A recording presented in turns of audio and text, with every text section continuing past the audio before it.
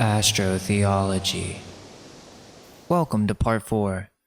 Now that we've established those building blocks, I feel that we can finally talk about astrotheology without the idea that I'm just repeating what Zeitgeist said. Well, now you can't say that. You won't be able to say, oh, that's been debunked.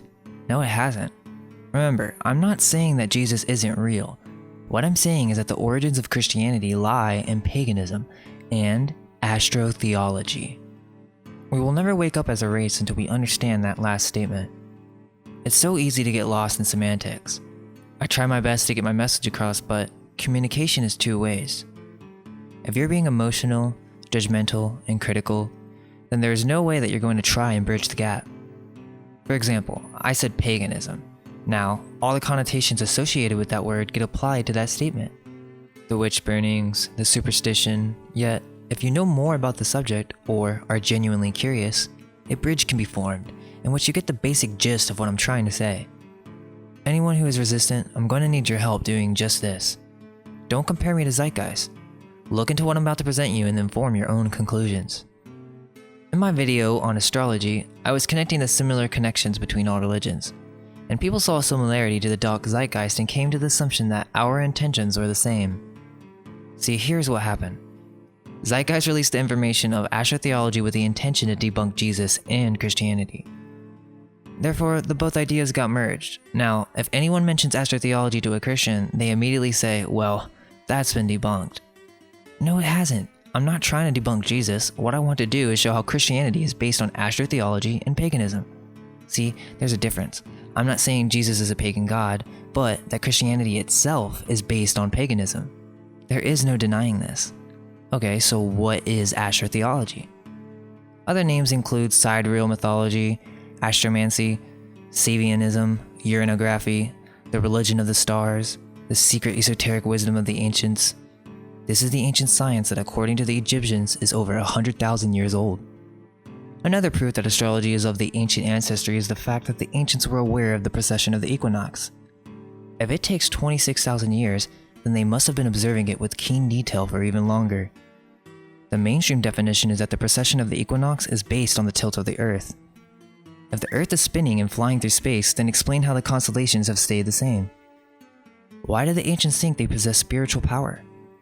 From Hermes, quote, "The power of all things below originated in the stars and constellations of the heavens, and that all these powers are poured down into all things below by the circle called Alar, which is, they said, the first circle of the constellations." End quote. Who knows? It could be that the precession of the equinox is a gradual offset of the entire celestial spheres. I'm not trying to dive deep into the exact model, however, I do want you to question your reality. Astrotheology does not make sense on a globe model, Big Bang, random universe model. Here's why. The idea that the cosmos and the personality are integrated, or that mind has some type of influence or superiority to matter, is not possible in the modern worldview. Scientism is telling us we live on a spinning globe. Scientism is telling us magic is for whack jobs. Scientism is telling us that we're flying through space and we came from a Big Bang. This is all connected with the belief that the Earth is a globe. Therefore, if you believe in magic or mind over matter, you are contrasting mainstream science. Mainstream science believes that consciousness came after matter, therefore contradicting the main teachings of the sacred mystery schools. Matter is but an aspect of mind, therefore magic is possible. That is how the science of astrology or astrotheology developed. For the planets created our material realm and our mind. The planets are without and within. That is what consciousness is, the different attributes of God playing on one another. For this is the zodiac, but a journey through the human soul. There is no denying that every religion was influenced by this sacred teaching. Forget about the dates, forget about the idea of solar worship. There were all sorts of different cults. Just become aware of the idea that there was an ancient wisdom that led to the creation of the sciences, civilization, and our modern way of life. This is magic. Does man have an influence over the stars? Or is he lost to a destiny that is out of his control? Yet, isn't reality just a figment of our imaginations? Quote, "As long as you still experience the stars as something above the head, you lack the eye of knowledge." Quote, "Perhaps there is a pattern set up in the heavens for one who desires to see it, and having seen it, to find one in himself." Quote, "The early church fathers prohibited astrology and the Great Council of Toledo banned it forever. Nevertheless, 600 years later, the dates of the Pope's coronation were determined by the zodiac. The church hierarchy employed their own astrologers, and signs of the zodiac appeared all over the church furnishings, tiles, doorways, manuscripts, and baptismal fonts. The Jesus mediated to us by the church is not the true Jesus. That is an artificial construction assembled from true and false fragments of his biography, from authentic and invalid statements, and based on a great deal of inventiveness on the part of the Christian writers." Quote, "The religious teaching presented in Paul's epistles is fundamentally different from what research has recognized as being authentic sayings of Jesus. What we know as Christianity today is not the teaching contained in these authentic sayings. It is the theology disseminated by Paul and the doctors of his epistles." Quote, "It was Rudolf Bultmann, the German biblical scholar, who cited certain passages in the Gospels as interpolations of Sophia herself, put into the mouth of Christ. Why was Gnostic literature removed from the Bible? The Anointed One. The word Christ means the Anointed. Know and understand this. From the time the word goes out to restore and rebuild Jerusalem, and until the Anointed One, the ruler, comes, there will be 7 sevens and 62 sevens. It will be rebuilt with streets and a trench, but in times of trouble. After the 62 sevens, the Anointed One will be put to death and will have nothing. The people of the ruler who will come will destroy the city and the sanctuary. The end will come like a flood. War will continue until the end, and desolations have been decreed.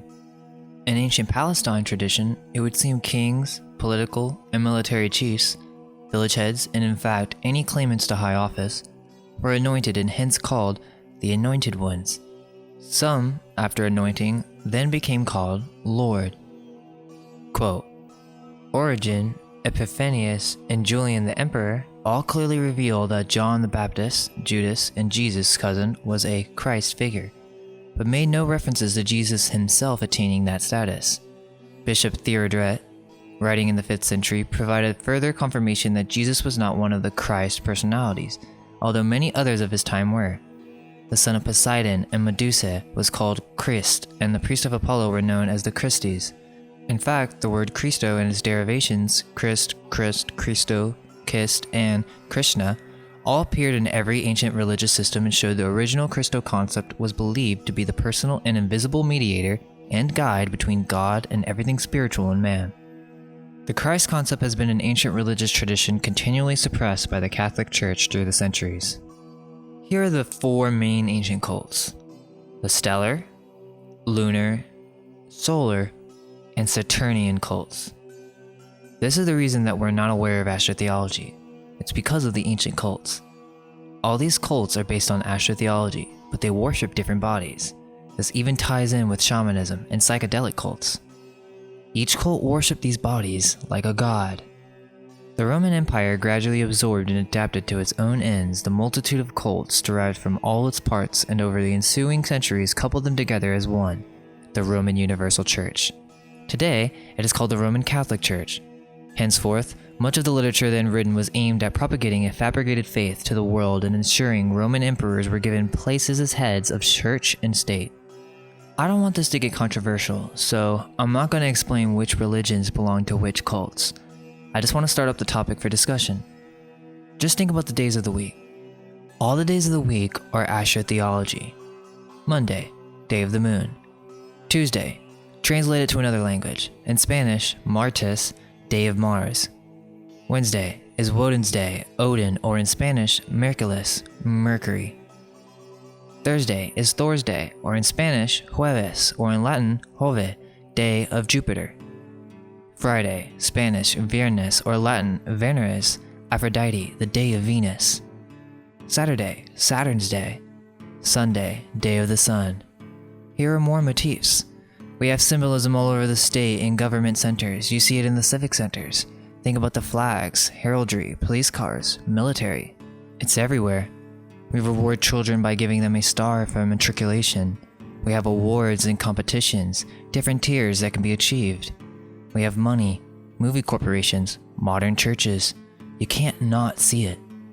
Our kids sing Twinkle Twinkle Little Star, not knowing the secrets contained within. We have birthdays that is basically a religious holiday in which we worship the day in which an individual was born. This as well as an astrotheological motif. We have the zodiacal birthday cake with the flaming candles representing stars. We have board games, casinos, car companies, and I could go on. This knowledge is known and practiced by the biggest corporations. They are channeling these occult forces using subconscious sigils. These archetypal forms connect with the aspect of consciousness associated with it. For example, a business that wants to be successful may want to channel the energies of Saturn, as many do. This doesn't have to be evil, this is based on a sacred science, and I've explored the possible origins. However, we can use this knowledge to better ourselves and to fight back against this flood of ignorance. You may have noticed that the picture from Unveiled is Thoth, or Mercury, also the symbol of an androgynous being. These energies have manifested clearly in the channel for all we wish is to teach and assist as messengers. Don't listen to the fearful part of your mind. There should be no reason why you're resistant to this material. It won't hurt you. I don't want anything from you. This is an attempt to make the knowledge easier to understand, more modern, up to date, a fresh perspective. Prove me wrong. This is not a new issue, and I don't suppose it will be going away anytime soon. Magic in the Bible. Occultism and magic is evil. I have to admit, I was pretty shocked to see the comments from mentioning Manly P. Hall. It became very apparent to me how successful anti-occult brainwashing has been. I'm sure there's much that Manly P. Hall wrote that I might not agree with, and I honestly think his stuff in terms of the New World Order is just another version of Socrates' form of government. Quote, "If you were heading out on a journey to sea, who would you ideally want to decide who's in charge of the vessel? Just anyone, or people educated in the rules and demands of seafaring?" The latter, of course, says Ediamantus. So why then, responds Socrates, do we keep thinking that any old person should be in charge of deciding who's in charge of the country? Socrates was not an elitist in the normal sense. He didn't think that an elite few should only ever vote. He proposed that only those who had inwardly considered issues rationally and deeply should be eligible to vote. We have conveniently forgotten the difference between intellectual democracy and a democracy by birthright. We now all have the right to vote without having been first taught wisdom. Socrates foresaw this would lead to a system that the Greeks feared above all, demagoguery. I'm not saying I know what the best form of government is. Some of the greatest minds have pondered upon this and spoken their thoughts on it. To me, it's not enough of a reason to stop yourself from reading Manly P. Hall's work. It's not enough just to say Aleister Crowley was a Satanist, or CIA, or Manly P. Hall, Luciferian, blah blah. Look, who cares? Many modern Christians think they can read one book and somehow gain wisdom because all they need is Jesus. Well, that is distorted and the root of many problems. We have sickness, poverty, depression, and many people lacking in drive and motivation.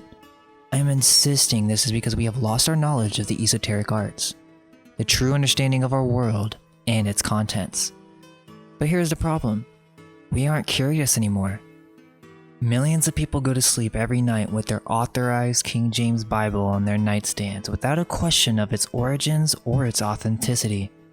In the modern Christian's understanding, all occult teachings and other religious texts from other cultures are said to be false doctrines and deceptions of the devil. I think it's a misunderstanding, and so I'm going to try and set it straight. First of all, the Bible is an occult book. In the literalist interpretation of the Bible, the three wise kings were supposedly astrologers. The magi are popularly referred to as the wise men and kings. The word magi is the plural of Latin magus, borrowed from Greek magos, as used in the original Greek text of the Gospel of Matthew. Greek magos itself is derived from the Old Persian magus, from the Avestan moguano, i.e. the religious caste into which Zoroaster was born. The term refers to the Persian priestly caste of Zoroastrianism. As part of their religion, these priests paid particular attention to the stars and gained an international reputation for astrology, which was at the time highly regarded as a science. It seems that the God of the Bible takes sacrifices, something that is seen as pagan tradition. Some pagan gods take only vegetation and incenses, but others are known to take blood. Abel's sacrifice was a bloody sacrifice, but Cain offered only vegetation. Exodus, chapter 22, verse 29. For thou shalt not delay to offer the first of thy ripe fruits, and of thy liquors, the firstborn of thy sons shalt thou give unto me. In the Bible, belief in the mortality of the soul is a second crucial presupposition necessary for occultism. Spiritism and necromancy is founded on a conviction that the living may contact the souls or spirits of the dead person. Sorcery, killing with magic in the name of God, smiting. In Samuel, quote, "Thus saith the Lord, now go and smite Amalek, and utterly destroy all that they have, and spare them not, but slay both man and women, infant and suckling, ox and sheep, camel and ass." And Saul smote the Amalekites and utterly destroyed all the people with the edge of the sword. From Wikipedia. In the Hebrew Bible, the Witch of Endor is a woman Saul consulted to summon the spirit of prophet Samuel in the 20th chapter of the first book of Samuel, in order to receive advice against the Philistines in battle after his prior attempts to consult God through sacred lots and prophets had failed. Samuel's spirit appears to Saul. However, the witch screams and is frightened by Saul's appearance because God is the one who summons his spirit in order to confront him for his disobedience against Yahweh. The witch is absent from the version of that event recounted in the Deuterocanonical Book of Sirach. Later Christian theology found trouble with this passage as it appeared to imply that the witch had summoned the spirit of Samuel and therefore necromancy and magic were possible. There are miracles in the Bible: healing the blind and deaf, raising the dead, expulsion of demons, talking animals, temporary localized suspension of laws of nature, fantastical events, parting the sea, staffs that can turn into snakes, born of a virgin, water to wine, water to blood, frogs falling from the sky, and I could continue. Manly P. Hall wrote on many subjects, and every one of his topics are extremely beneficial. He wrote on magnetism and the occult properties of the human body. The difference with his occult books is at the end, you will have done a lot of critical thinking, not fearful thinking. Big difference, because you see, I think Christians are special people. They believe in more than what is presented before us. They believe in an afterlife, miracles, love, and most of all, that Christ is their Savior, and there isn't anything wrong with that. But we cannot ignore the origins of Christianity, and Jesus is not the answer to every problem. We can't continue to ignore authors simply because they are occultists. That is just ignorance. Much of modern Christianity keeps people's minds in a submissive state. Many of them are constantly fearful or fearing God. Rejecting esoteric understandings is a part of the reason why our society is falling apart. Many of the people who do not understand magic are now using it against us on a daily basis. Remember, it's all about controlling the mental. Between the common man and the elite man, there is a drastic imbalance in knowledge, thus a drastic imbalance in power. We lack an understanding of the self. Science tells us that the occult is just a bunch of woohoos, and Christianity tells us that the occult is evil. And in this polarized society, you're either a member of an organized religion or an atheist. Anything in between is misguided nonsense to both dichotomies. I don't expect anyone to just go flip a switch and change their minds on these topics overnight. The idea that magic is evil, or even the creation of fantasy novels, is too prevalent among our society to just be washed away with one presentation.